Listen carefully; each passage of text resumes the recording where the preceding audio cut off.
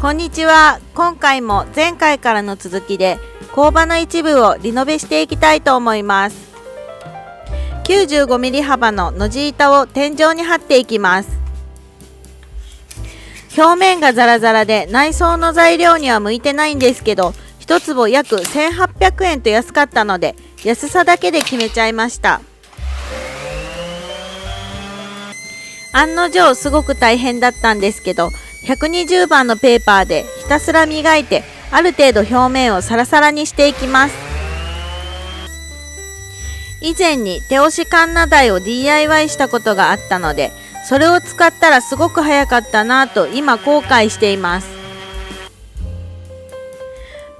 これくらいサラサラになればいいよね。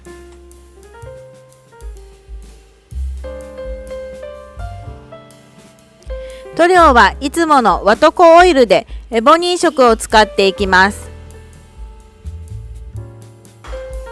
ウエスにつけて塗ることで塗料の節約をします。ペーパーで磨いていないとこの塗る工程がすごく大変になって塗料もたくさんいるので、やっぱり頑張って磨いててよかったです。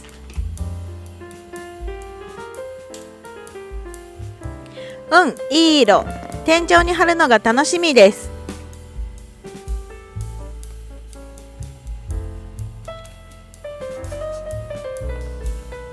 床片と同じでこの細ビスを使って打ち込んでいきます。内装にネジの頭が見えるのは抵抗がありますけど、今回はとにかく安く済ませたいので挑戦してみます。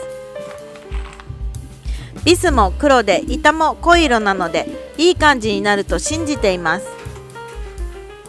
さあ貼っていきますよ。